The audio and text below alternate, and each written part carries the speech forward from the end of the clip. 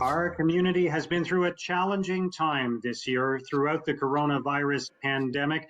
So much has changed in the way we function and communicate, but there are still significant decisions to be made by city government arising from the coronavirus pandemic and so much more.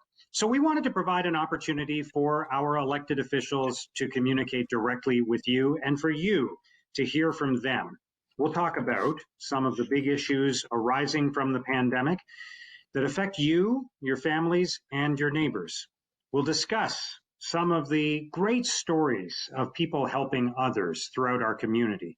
And we'll talk about some other important issues that City Council is going to be grappling with in the months ahead. Welcome to Ward Updates, a series of one-on-one interviews with Ottawa City Councillors. Our guest today is Jeff Leiper, the City Councillor for Ward 15, Kitchissippi. Jeff, welcome. Hi, Mark. How are you today? Fine, thank you. How are you? I am well, thank you. It feels good to be back at City Hall. We're starting to drift slowly back into the offices. It's a ghost town around here, but it does feel good to be at my desk. Okay, and we can see your office there. We're not getting a glimpse into your home like we do so many times on Zoom these days when we're having meetings, but tell me a little bit about how this has impacted you, the job that you do, how it's affected your family, your neighbors, and other residents of Kitchissippi. It's a great question. I don't know that any of us have really slowed down enough to fully contemplate all the changes that this has brought about. Certainly from my perspective as a city councillor, it has fundamentally changed the way I do my job.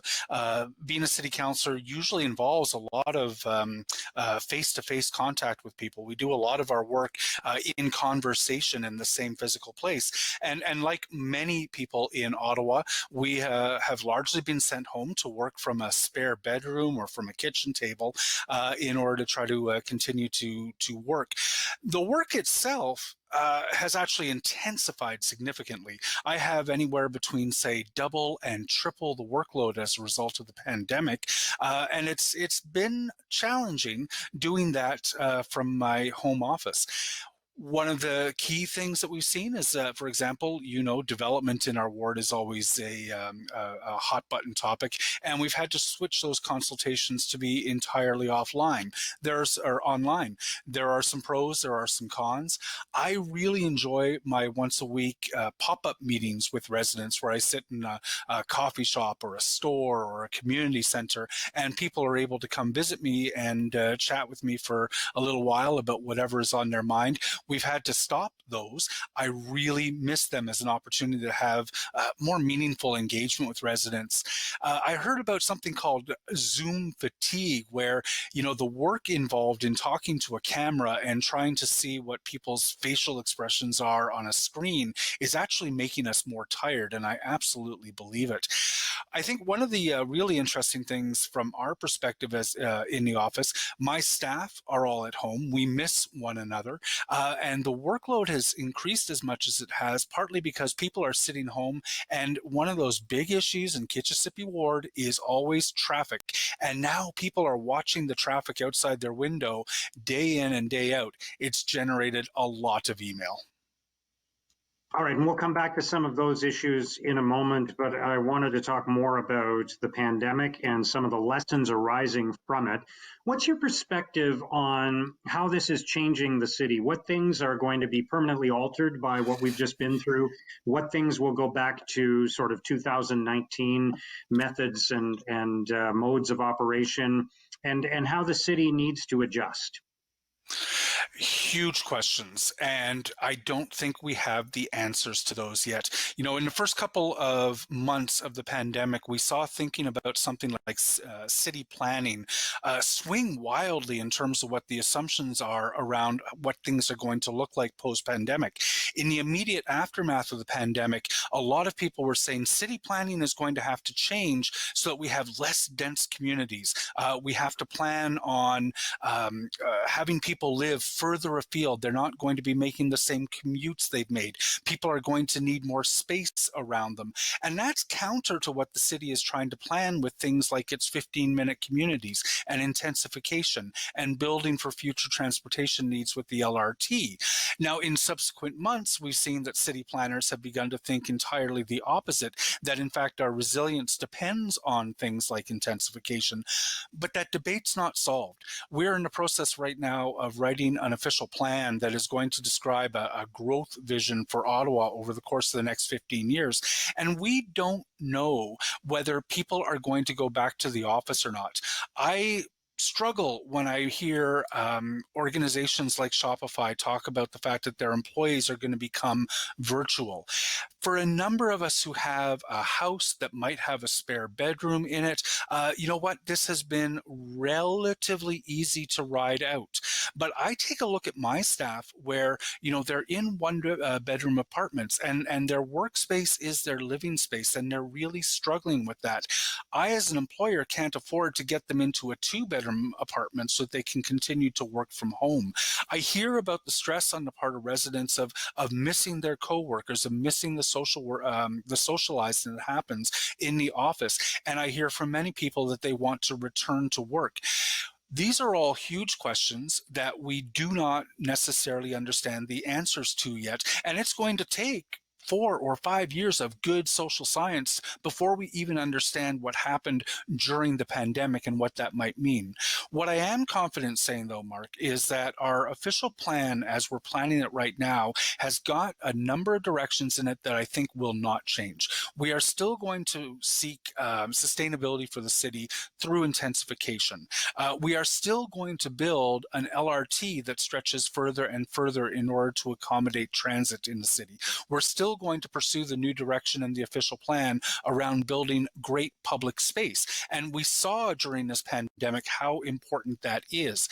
There's a number of planning thrusts that we had ongoing before the pandemic hit that I think in each case become even more important.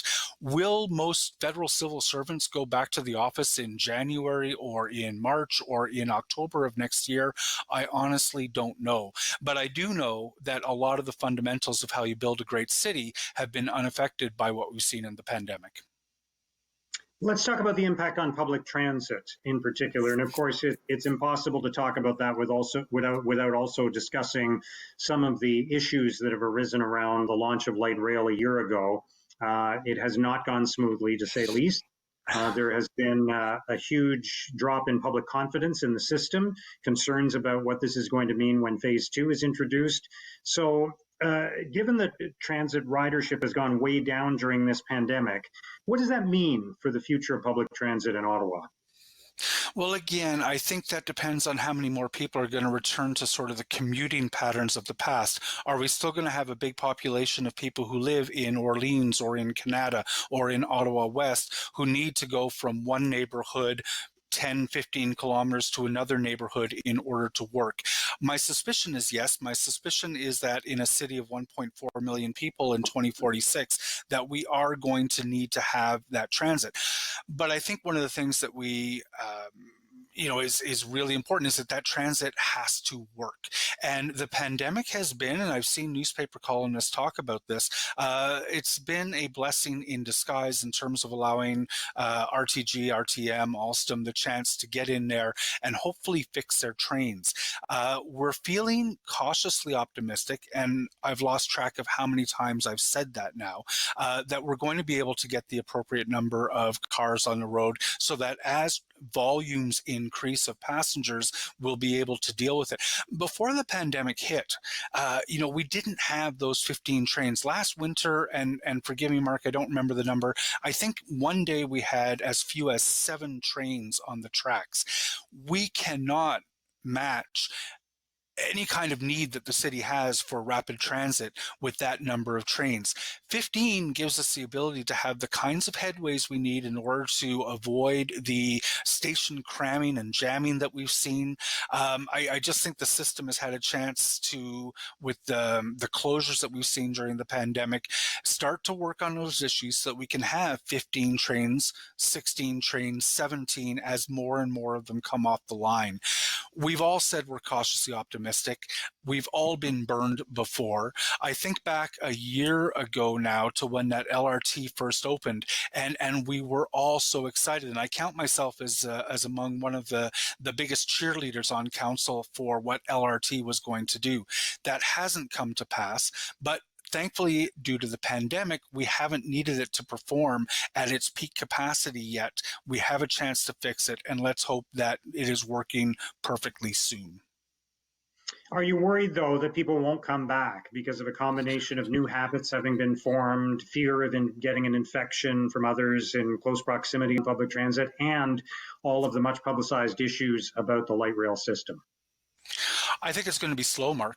I'm taking the train regularly. I take it several times a week, on peak, off peak, and it is empty. I will say I'm pleased with the number of people who are wearing their masks, who are following the protocols that have been put out by OC Transpo in order to try to help ensure a safer transit experience. But, there are not a lot of people on those trains.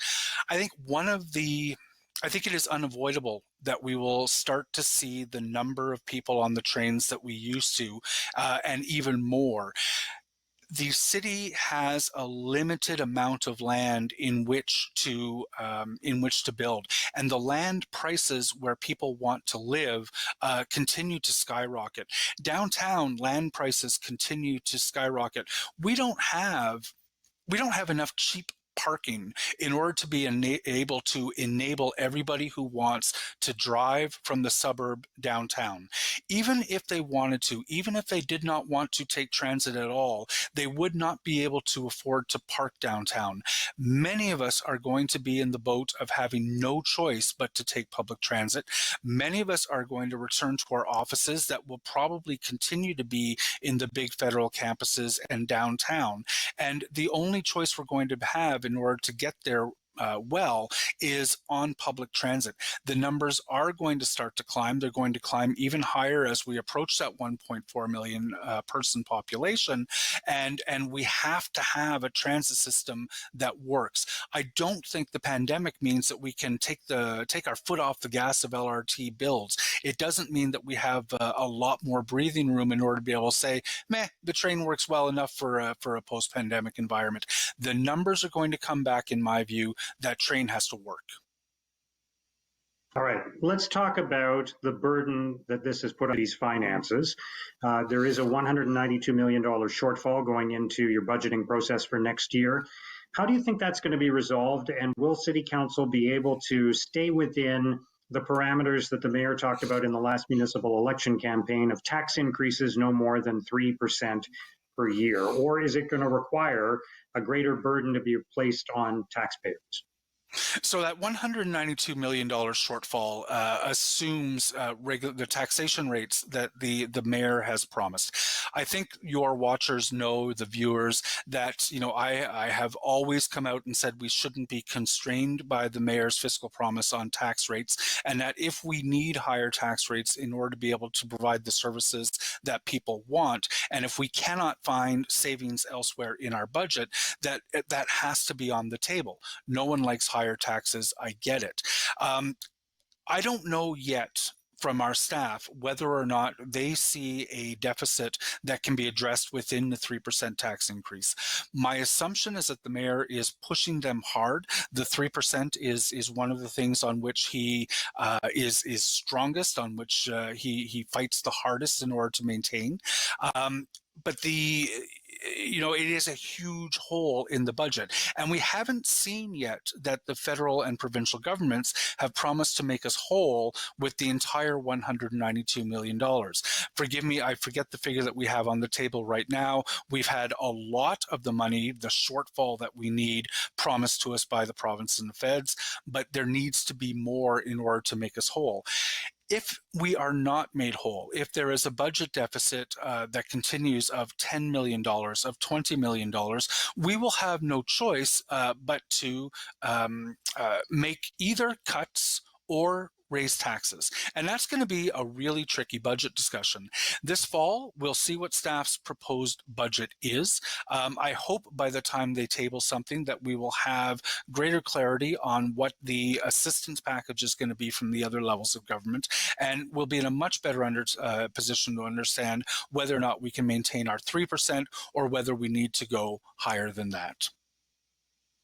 All right, let's leave the coronavirus pandemic aside for the moment and talk about some other issues. In Kitchissippi Ward, one of the defining issues is growth and development. There has been a lot of intensification in the city of Ottawa over the last few years. That has resulted in a significant increase in development and in traffic congestion and in other resulting issues. What's your sense of where things stand now? There's a lot of construction going on in the neighborhood. Of course, everything is being viewed now through the filter of the coronavirus pandemic and the changes to people's normal traffic patterns during this time. But what's your sense of where we stand and the concerns that some residents of Kitchissippi have that there's been overdevelopment in the community? I share a lot of residents' concerns. One of the things that we know is, we have been pursuing a strategy of intensification for all the right reasons for, at least a decade now. In voting to constrain the urban boundary in order not to exacerbate urban sprawl, we know that our intensification targets are going to get even higher. Unfortunately, achieving intensification is going to be done, in my view, part and parcel. We are seeing an ad hoc approach to intensification that is making a lot of residents uncomfortable, and I can describe what some of those concerns that they have are. So, in a couple of weeks, we're going to probably vote to increase the density of the downtown wards by a very significant amount by allowing much more units in small apartment buildings. We are in close proximity to Hintonburg. I'm in Hintonburg. We are in what's called an R4 zone. The city is proposing that in the R4 zone in which I live, that we will allow the number of units in those buildings to increase from 4 to 8 or even 12. The discomfort that residents have is that if we do that the city may then take years before it begins to look at intensification outside of those downtown areas. So the areas where you're allowed to build semi-detached buildings, or the areas where you're only allowed to build single detached homes. People in Hintonburg, people in Vanier, people in parts of Old Ottawa South are concerned that the intensification is being very much targeted at them because new density increases are coming to their neighborhoods first, and we don't have a plan for addressing greater density right across the city so that it's not only those neighborhoods that are going to take the brunt of intensification. The other big concern that a lot of us have is that in my neighborhood in Hintonburg, doubling the allowed density is controversial. I won't say that it's universally opposed or universally supported. There's a lot of very sophisticated thinking about the importance of intensification in order to be able to address the sustainability challenges that our city has. But we take a look at our local pool, which is the Plant Bath, and the Plant Bath is packed on weekends. The other pool that serves our neighborhood is the Dover Court Recreation, and it is packed on the weekends. The density seems to be coming, and residents are not seeing the plan to ensure that we have enough parks, that we have enough swimming pools, enough pickleball courts, enough meeting spaces, that our libraries are going to serve us well enough. We need to see the intensification debate happening a bit more in lockstep with the commitments that we as a city are willing to make to ensuring that we have all the infrastructure we need to support that. We're looking at putting in significant new density in a lot of these downtown neighborhoods, and we're not building the bike lanes in order to be able to ensure that people will be able to cycle around. And yet we're proposing limiting the parking that's available in order to encourage people to live car-free. free. There's a lot of moving parts to successfully intensifying a city, and it looks to many of us as if it's being done where nothing is in lockstep. Various issues are divorced from various other issues. What about traffic? And what results from intensification often is traffic. What are your thoughts on where that stands? Because I hear from a lot of residents that they've noticed a significant increase in traffic, notwithstanding the different patterns resulting from the coronavirus pandemic, that they've seen a significant increase in traffic and congestion in the ward. Yeah, and that's to be expected. We are adding thousands of new residents in the ward, and a lot of the traffic that is in our ward right now is actually trying to get to some of those exploding areas of Gatineau, for example, by getting across the Island Park Bridge and trying to find a quick way to get over there. All across the city, traffic congestion is going to increase, and we know that. And this city council's hard answer for residents is that we're not going to be able to ensure that traffic flows freely and smoothly and quickly and still meet intensification goals. I think my focus is on some of the impacts of what it means when you have much more congested neighborhoods. The worst impact that I'm looking to address is the high-speed cut-through traffic as people try to get around the really congested arteries and find shortcuts through the residential neighborhoods. That continues to be a huge challenge. I'm sure in the course of getting ready for today's conversation, I must have received another 3 or 4 or 5 emails from people who are looking for traffic calming on their street. This is one of the big challenges is to try to keep the speeds down on the streets that people are using as shortcuts around our more heavily congested arteries. The good news, to the extent that there is good news on that front, is that development is one potential solution to those problems, in that it does create funds that we can use in order to try to address the problems that come from intensification. So on all the big new projects now, there are public benefits that are owed back to the community in return for getting zoning that is higher than what the zoning currently is. I've been asking that a fair amount of that is being put into envelopes for traffic calming to deal with trying to keep our residential streets calm and sane and safe.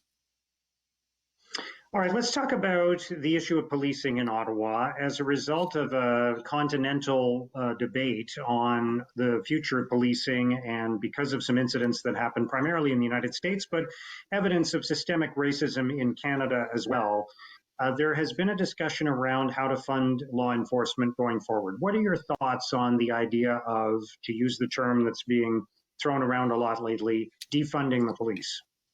Yep. And it's a huge discussion. It is one that has consumed a lot of our attention and time, and rightfully so. I think the assumption that somehow Canadian police are different from American police is naive. We certainly do see systemic racism within the Canadian police forces. We see it within the Ottawa police force, and it's historical. It's built into police forces. Police forces, have evolved from a place of protecting certain people's properties, certain people's lives, and I think that fundamental root of what policing is continues to rear its ugly head in Canada, and we need to think about stopping that. Defunding is really a way to stop the historical development of police in its tracks and put something in a new course. Nobody is going to argue that putting money into police is not as good a use as putting money into the social services we need in order to ensure that we don't have the crimes that require police. Our police are on the street. They're working as social workers. They're working as health workers, work that police shouldn't be doing. And every time you have an interaction between police and somebody else on the street, there is a risk that is going to go awry. So the defund movement in Ottawa, I think most of us are talking about trying to shift significant resources out of policing and put those into measures that can help deal with the mental health, the health issues, the poverty issues, the housing issues that are at the fundamental root of why a police officer might be having an interaction with somebody on the street to begin with. It is tough because, and this is something I emphasize a lot, police are not a city department.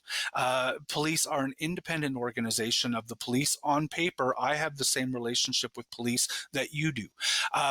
Trying to have a conversation in which, city councillors are trying to find ways to better allocate the resources that citizens are willing to put into issues, into things that will actually help, is complicated by the fact that, in many instances, we don't control those resources at all. It is much more of a provincial discussion.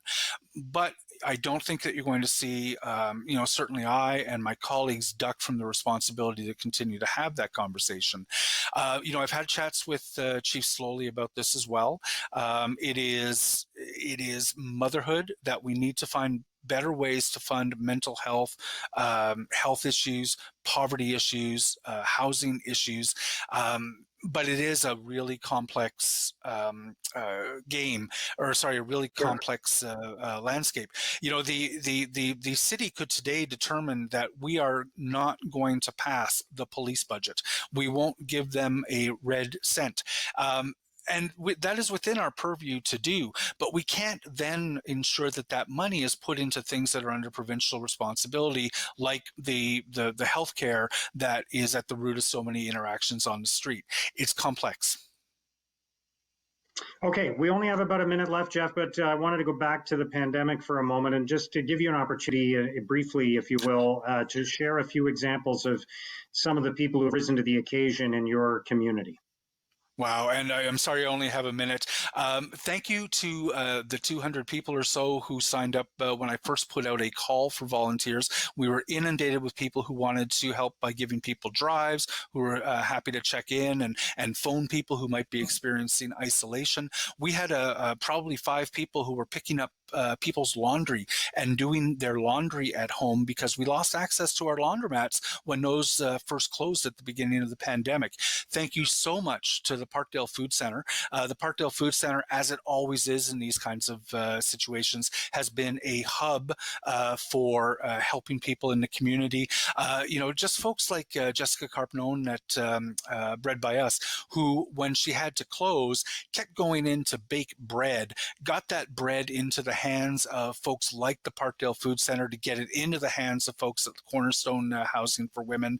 Our business community, our residents, and our NGOs absolutely stepped up. Things seem better now, but they're not. There is still a lot of work to be done to ensure that the most vulnerable continue to have the services they need in these tough times. Jeff, I really appreciate your time today. Thank you, and all the best to you and your constituents. Thanks for your time. Oh, I appreciate it, Mark. Thank you very much. City Councillor Jeff Leiper, and that concludes our ward update for Ward 15, Kitchissippi. Thank you for watching.